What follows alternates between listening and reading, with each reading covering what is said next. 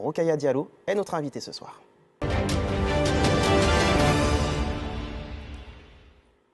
Bonsoir Rokhaya Diallo. Bonsoir. Merci d'avoir accepté notre invitation. Merci à vous. Je le disais, vous êtes en Martinique dans le cadre de ce festival En Pays Rêvé pour présenter Dictionnaire amoureux du féminisme. Alors, un titre qui veut dire déjà beaucoup de choses. Pourquoi ce titre déjà ? Alors, les dictionnaires amoureux, c'est une collection qui existe maintenant depuis 25 ans et qui explore plusieurs thèmes. Les éditions Plomb ont décidé de lancer le chantier du dictionnaire amoureux du féminisme et me l'ont proposé. Et pour moi, ça a vraiment été l'occasion d'explorer à la fois mes engagements féministes et puis tout ce qui les avait nourris, qu'il s'agisse de théories académiques, mais aussi de pop culture, et aussi de parler des grandes figures du féminisme passées, présentes, de fiction, des personnes réelles. Et ce dictionnaire amoureux, ce qu'il a de particulier, c'est qu'effectivement, il se présente sous la forme d'un abécédaire, mais il y a toute l'affection que je porte à cette notion de féminisme et que j'espère partager avec les lecteurs et les lectrices. Il est important encore aujourd'hui de mettre des mots, de mettre des noms sur des figures importantes du féminisme. Elles ne sont pas encore assez connues. Je pense qu'il y en a qui sont très connus. Dans le dictionnaire amoureux, je parle de Angela Davis, je parle de Gisèle Halimi, je parle de Christiane Taubira ou de Paulette Nardal, qui sont effectivement identifiées en France, mais il y a des personnes qui sont beaucoup moins connues. Et je pense à par exemple Poulan Devi, qui était une femme très engagée en Inde, qui a lutté justement contre les violences sexuelles et sexistes. Je pense à Yoriko Chiyama, qui était une femme américano-japonaise, qui a justement lutté contre l'oppression institutionnelle aux États-Unis.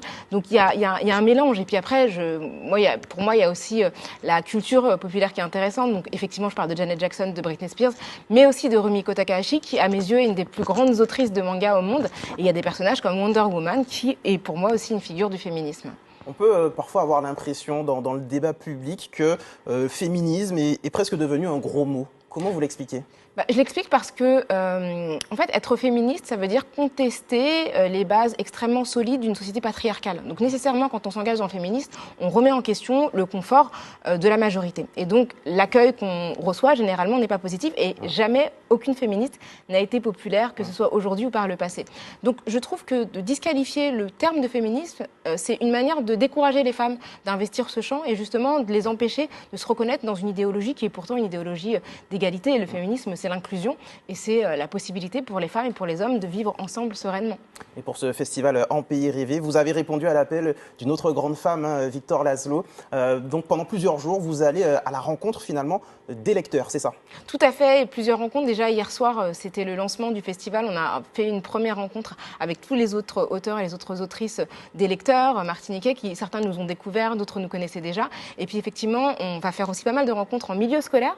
Donc ce matin, j'étais au lycée Bellevue et franchement, c'était formidable. On est tous dispatchés sur plusieurs lycées au cours de la semaine. Je vais rencontrer 4 lycées. Et puis effectivement, il y a des rencontres publiques sur différents thèmes qui auront lieu dans la semaine. Demain soir sur l'intime et l'universel.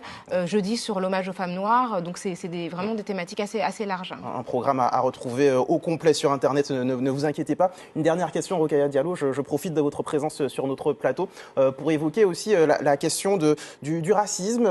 Quelle vision portez-vous notamment sur la Martinique? On sait que cette question raciale est présente, mais elle est en même temps très taboue. Quelle est votre vision à vous? Alors, je pense que moi, je suis donc née à Paris de parents sénégalais et ce qui lie ma famille à la Martinique, c'est l'histoire coloniale. Et effectivement, si aujourd'hui je suis française comme vous, c'est parce que nos aïeux ont rencontré un destin qui a été percuté par la France. Et aujourd'hui, arrivé en Martinique, après notamment le procès des personnes qui avaient déboulonné les statues, pour moi, ça raconte cette histoire cette manière dont l'histoire coloniale, en fait, est imposée à des personnes qui ne désirent pas voir les oppresseurs célébrés et qui tentent justement de résister par tous les moyens possibles. Et je pense que le déboulonnage de statut, c'est un moyen d'affirmer l'identité martiniquaise et peut-être de proposer d'autres héros qui seraient des héros, qui feraient plaisir à tout le monde. Donc moi, je pense que cette histoire-là du racisme, elle nous concerne, qu'on soit dans l'Hexagone ou en Martinique ou dans d'autres territoires français. Eh bien, merci beaucoup, Rokhaya Diallo. Merci d'avoir accepté notre invitation, de nous avoir présenté votre ouvrage Dictionnaire amoureux du féminisme. Et on le rappelle, on peut vous retrouver tout au long de la semaine dans différents lieux de la Martinique. Rendez-vous sur le site internet du festival En Pays Rêvé. Merci beaucoup, Rokhaya Merci à Diallo. vous.